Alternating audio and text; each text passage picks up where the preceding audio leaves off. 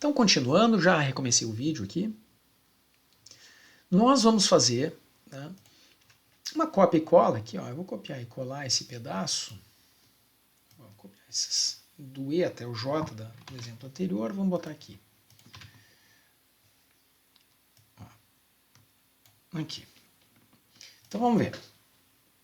Aqui mudou, né? Aqui esses vão ser o antes e esse vai ser o depois, por exemplo. Vamos botar uma a mais aqui, ó. Vamos fazer ficar bonitinho. Tá, então esses dois aqui eu vou deixar assim, aqui vai ser o antes.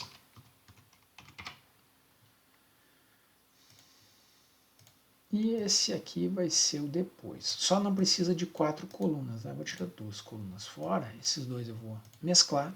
Aqui vai ser o depois. Aí. Tá, então tá assim, o antes vai ser nas linhas e o depois nas colunas, tá? Não tem problema, pode ser o contrário se quiser. Mas vamos deixar aqui no primeiro exemplo, no exemplo 7. Aqui é correto, pode ser incorreto primeiro, não tem problema nenhum. Ó, correto tem 481 corretos, tá, no antes. Mas é correto tem 415 pessoas que acertaram antes e depois. E aqui é incorreto. E aqui é incorreto também. Incorreto. Ok, olha aqui, ó, funcionou, né? Porque tinha 2.197 pessoas, né? Eu só usei o mesmo trabalho que a gente já tinha feito antes, usei aqui. Né? Como é que funciona aqui, ó? Então, conte Cs. No intervalo da coluna B, que é o antes, tem que ter correto. E na coluna C, tem que ter correto também. Então, se tiver correto, somaram 415 pessoas ou pacientes. Tá. Algumas pessoas não acertaram, a maioria das pessoas aqui, né, contando 4 possibilidades aqui, o maior número de pessoas não acertou nem antes nem depois, né? Incorreto antes e depois. Essas pessoas aqui que acertaram antes e depois, a droga não fez efeito. Né? Já tinha acertado antes. Outras pessoas que também a droga não fez efeito são as que erraram antes e também erraram depois.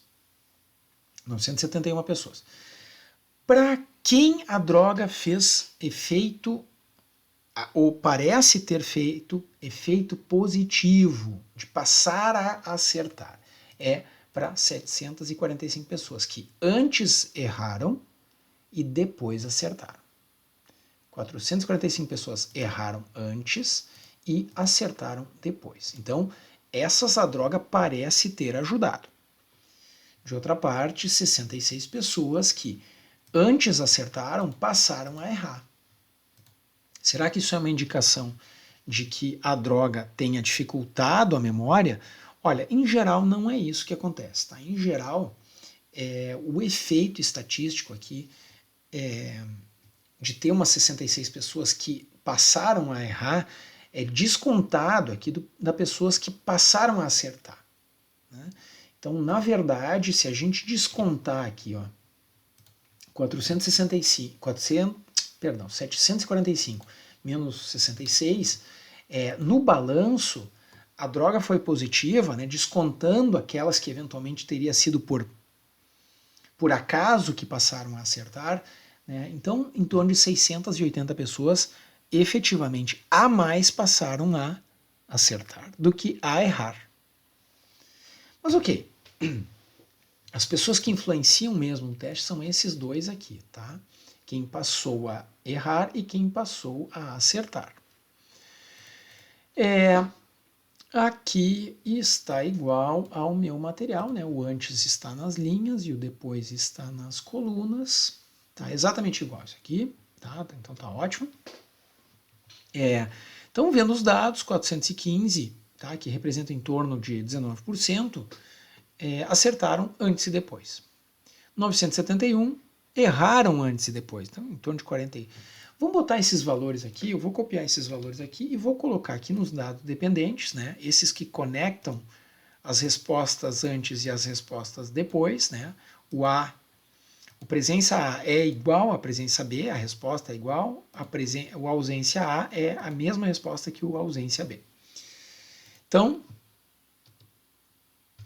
em relação ao total de pessoas, as 2.197, em torno de 19 pessoas erraram antes e depois, acertaram antes e depois, 44% erraram antes e depois, 3% passaram a errar e 33 ou 34% passaram a acertar o teste.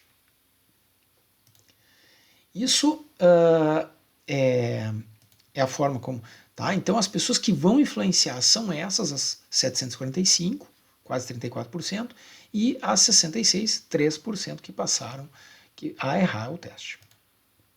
Fazendo o cálculo da estatística, dá lá em torno de 500 e tanto, né? Vamos ver aqui, ó, 568 com 48,5 aqui, né? Exatamente o mesmo valor, e sempre é comparado com o valor 3,8. Né? E o valor que quadrado agora de McNamara é muito maior, né? Nossa, 500 em relação a 3 aqui é muito maior.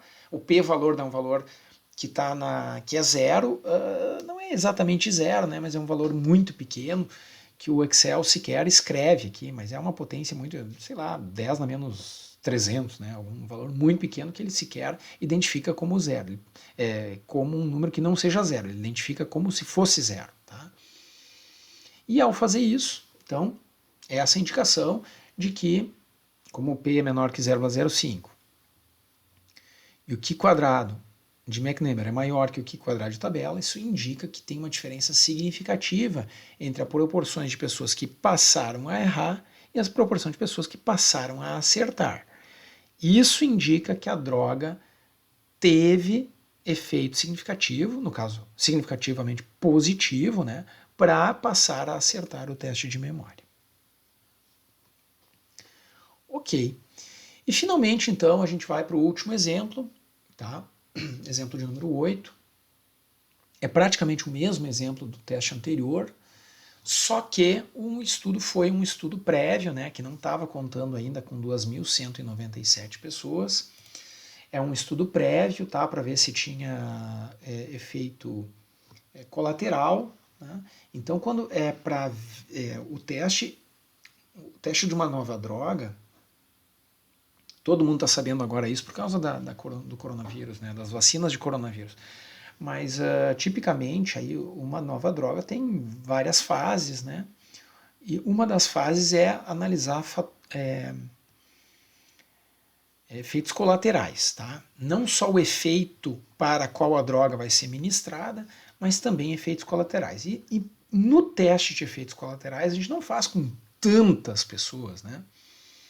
Então esse 2.197 foi para ver a eficiência, né, da droga. Vejam que ela não foi eficiente para todo mundo, né? Teve um conjunto de pessoas para a qual a droga não fez efeito, né? Então de 44% das pessoas não fez efeito, né, a droga. Mas de qualquer forma, então para ver se tem efeito colateral, pega um número de pacientes bem menor, só 40 pacientes, para investigar se tem lá efeito colateral. E aí para essas 40 pessoas, os resultados indicaram que 8 pessoas acertaram o teste antes e depois. 17 não acertaram o teste nem antes nem depois. Teste de memória. 14 pessoas passaram a acertar o teste. E uma pessoa passou a errar o teste. Ao nível de 5%, esses dados indicam que o tratamento foi significativo. Aqui nem estou perguntando se tem efeito colateral ou não, está perguntando a mesma pergunta lá do exemplo 7, se a droga foi significativa, causou efeito em passar a acertar e passar a errar. Vou tirar do modo de apresentação, mas eu quero que a gente grave aqui, ó, esse percentual que está aqui na apresentação, depois a gente vai investigar ele de novo, e a gente vai escrever aqui, né? Vamos colocar aqui, ó, montar essa tabela de contingência. Aqui, vamos botar uma coluna a mais aqui, que é antes. Ok. E antes, correto, incorreto. Aqui precisa um pouquinho mais. Vou botar assim, ó. aqui é correto, incorreto, e aqui é do tipo depois. Tá ok. Então, agora só tem 40 pacientes, o total, ok, 8 pacientes acertaram o teste antes e depois. 8 pessoas antes e depois. Então aqui vai 8. 17 não acertaram o teste nem antes nem depois. Nem antes nem depois, quer dizer, incorreto nos dois. 14 pessoas passaram a acertar, quer dizer, passaram a acertar quer dizer que antes era incorreto e depois correto, 14. E o resto, né? E uma pessoa passou a errar, quer dizer, antes era correto e depois... Antes era correto e depois incorreto. Então agora nós vamos digitar esses dados aqui. Opa! Vou botar mais para cá. Vamos ver. 8, 1, 14, 17. 40 pessoas, tá? Perfeito aqui, ó. O resultado do teste, o p-valor, realmente não é tão baixo que nem antes, né, com 2.200 pessoas. Mas também é um valor muito pequeno, indicando a mesma coisa, tá? De que a droga teve um efeito significativo no tratamento, no caso, o efeito significativo positivo. Por quê? Porque mais pessoas passaram a acertar do que pessoas passaram a errar depois de terem ministrado ali o mesilato de hidroergocristina. Que nome? Ok? Aqui é exatamente isso, né? Tá? Os percentuais antes do exemplo 7 e agora do exemplo 8 mudaram um pouco, tá, gente? Como assim? Tá? Os percentuais agora sobre o total é 20%, 2,5%, 35% e 42,5%. Mas antes não era muito diferente disso, tá? Vamos ver aqui, deixa eu ver se eu cato aqui os percentuais, ó. Era 18%, quase 19% que acertaram antes e depois. Quase 19%, e aqui é 20%. Então tá ok. Realmente essa amostra de 40 é uma amostra que parece ser significativa dos quase 2.200. 44,2% não acertaram nem antes e nem depois, lá dos 2.200. Aqui 42,5% não acertaram nem antes e nem depois. 745, portanto, em torno de 34%, agora em torno de 35% dos 40%, acertaram só depois, antes erraram. E 3%, representados por 66, né? 66 pessoas antes, lá no 2.200 pessoas, agora, ao invés de 3%, é 2,5%. Tá? É uma pessoa em 40 aqui. Então, esses percentuais são compatíveis, né? Realmente, os 40 pacientes parecem ser uma amostra bem representativa dessa população aí de 2.200 pessoas.